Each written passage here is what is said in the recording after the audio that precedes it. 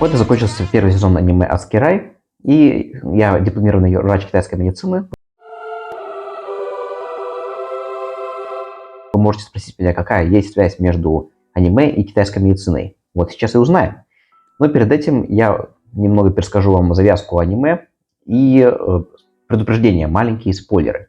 Итак, аниме повествует о группе заключенных, которых приговорили к смерти. Но вместо казни им предлагают отправиться на таинственный остров в сопровождении самураев и найти таинственный эликсир бессмертия для японского сёгуна. Не секрет, что многие правители древности искали способ бессмертия, и самый известный из них – это Чингисхан.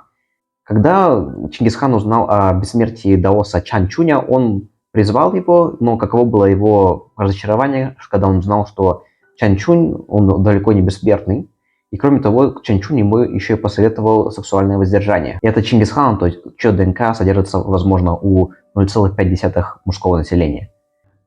Но я отвлекся. Итак, наша команда попала на таинственный остров, и в первую очередь они начали вырезать друг друга. Одна из таких стычек привлекла мое внимание.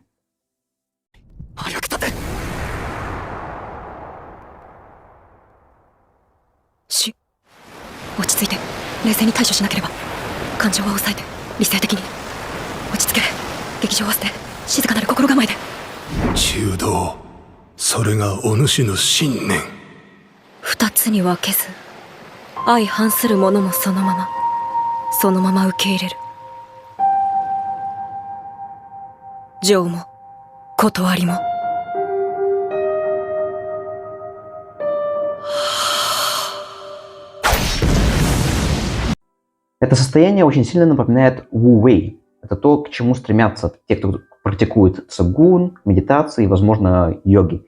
Часто для того, чтобы справиться с депрессивным настроением, тревожностью, напряжением.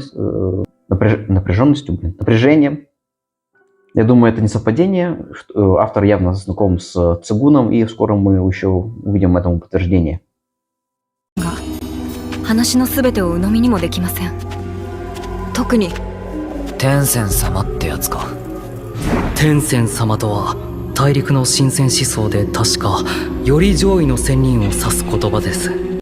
Когда я услышал про бессмертных, в первую очередь мне вспомнились Джинрин. Это люди, бессмертные отшельники, которых упоминает в первой главе трактата Желтого Императора. Однако здесь, в этом аниме, их называют Сянь, что больше похоже на Сенрин. Это тоже и долгожители, но они рангом пониже. Минутка пояснения для тех, кто не смотрел аниме, кто не хочет смотреть аниме и кому все равно на спойлеры. Габимару – это один из главных героев аниме, заключенный. Ему приходится сражаться с бессмертным существом, которое сначала принимает форму мужчины, во время боя, однако, перевоплощается обратно в женщину.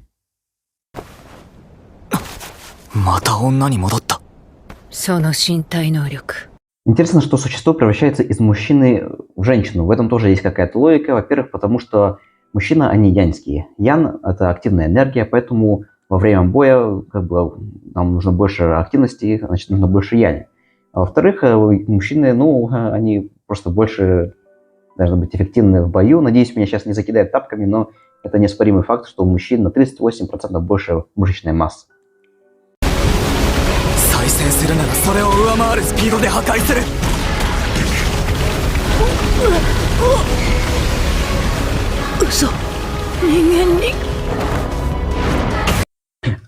Да, китайская медицина.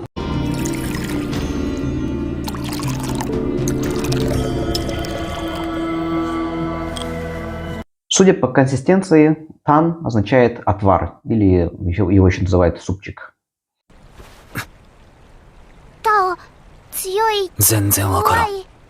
Танденって武道でいうへそのことじゃねえか？正確にはへそのちょい下。大陸医学で経絡を表す言葉ですね。Итак, данхен. Есть такая точка в педиатрии, а также это понятие в цигуне. Однако стоит учитывать, что данхен есть три вида. Есть верхний данхен, он собирается в точке интан, там, где проходит управляющий сосуд думай. Как раз таки это является меридианом, про который говорит этот блондинчик. Другой – это средний данхен, который находится в точке данчжоу, между двух сосков.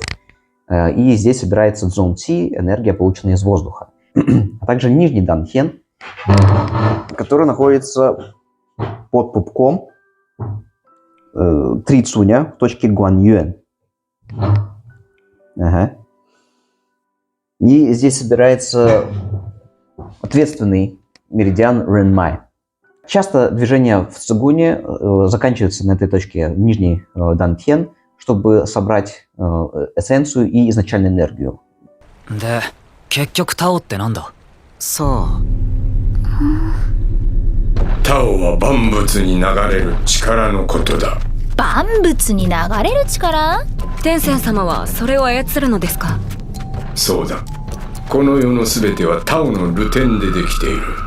それに触れることは神羅万象の根源に触れることだ。意味不明。独特な信仰に根ざした話ですから。僕たちに分かるように説明してもらうのは難しそうですね。はあ、どっかに説明上手でイケメンな先生いないもん。Дао, который упоминается ранее, скорее всего означает чи. По описанию больше всего похоже на энергию чи. Однако я понимаю, почему авторы решили использовать именно Дао, потому что чи уже всем надоело, он используется очень часто. Даже в Драгонболе использовали похожий термин ки. Ну тут я бы лучше не объяснил, и не янь, тут все понятно. 他を高める修行は5つある。動員、体側、守一、終点。そして最も重要な防虫術。Итак, я сейчас переведу все это на правильный китайский язык. Во-первых, даоин. Даоин — это, наверное, самый ранний вид цигуна, который упоминается еще в трактате Желтого Императора. Второе, я сначала подумал о тайчи, однако, скорее всего, это тайси. Тай означает эмбрион, си — дыхание. То есть это то состояние дыхания, когда ты не дышишь ни носом, ни ртом, а словно зародыш в утробе матери. Скорее всего, это не учение, а просто состояние. Шоу-и. Тут мне пришлось немного повозиться, но я узнал, что это такая методика древних даосов через концентрацию внимания очищать свою душу и разум, то есть медитация. Следующее — джоу-тен. Джоу означает круг, а тен — небо. Джоу означает, какой бы круг ни был, овал, толстый, большой, мелкий круг, это все равно представляет себя одну линию, которая соединяет человека и небо. Небо может означать также и природу.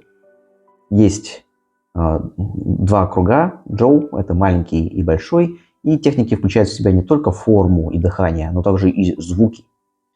И последнее, фан джоун шу — это сексуальное искусство древнего Китая. Оно включает в себя обычное понятие о том, что такое секс, а также техники, которые используются для лечения сексуальных расстройств у человека и помогает для зачатия ребенка. Часто фан джун шу, эти сексуальные техники, сочетаются с цигуном и профилактикой здоровья в целях увеличить годы жизни. Я буду честен с вами, что если бы нет аниме, то я бы про эту технику не узнал. У нас в университете такому не учат. 最上のタオを実現するために1000年もの間修行に励んでおられるのだ。 Представьте себе 1000 лет таких тренировок секса. Я, конечно, понимаю, что это фан джон шу, но все-таки китайская медицина очень часто говорит о сексуальном воздержании. Почему? Потому что во время секса выбрасывается семенная жидкость, а вместе с ней эссенция дзин, которая жизненно важная. Поэтому, если в течение 1000 лет эти существа выбрасывали свою эссенцию дзин, то выглядели бы они вот так. С другой стороны, если за 1000 лет у них так и не появилось детей, их всего 7, то, скорее всего, они не выделяют семенной жидкости дзин, поэтому, может быть, для них это способ самый лучший. Ну, тут остается только полагаться на фантазию автора. 波はすべての生物にあるが、それぞれ相性があるのか。五行思想の創生のような。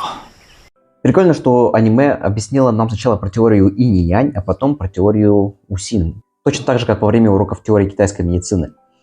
Вкратце, это му хо ту дин шуэй, му – дерево, хо – огонь, ту – земля, дин – металл, шуэй – вода. Есть взаимопорождающие связи, а есть взаимоконтролирующие. Вкратце напоминает игру камень, ножницы, бумага, ящерица, спок. Scissors cuts paper. Paper covers rock. Rock crushes lizard. Lizard poisons Spock. Spock smashes scissors. Scissors decapitates lizard. Lizard eats paper. Paper disproves Spock. Spock vaporizes rock. And as it always has, rock crushes scissors. だが乱用は危険だ。タオはまさに命そのもの。使いすぎればただの疲労では済まない。Это напоминает мне об одном интересном случае, когда к нам на практику с профессором Манвей пришел пациент, у которого начались ухудшения после неправильного использования цигун. У него возникли проблемы с дыханием, а также чувство стеснения в груди. До этого момента я всегда думал, что цигун только сплошная польза, но оказалось, что нет, и это логично.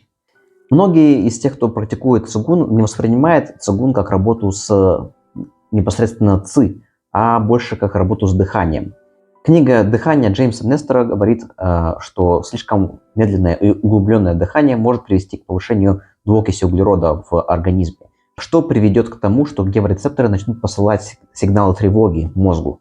Также многие дыхательные техники запрещены для больных с сердцем и беременным.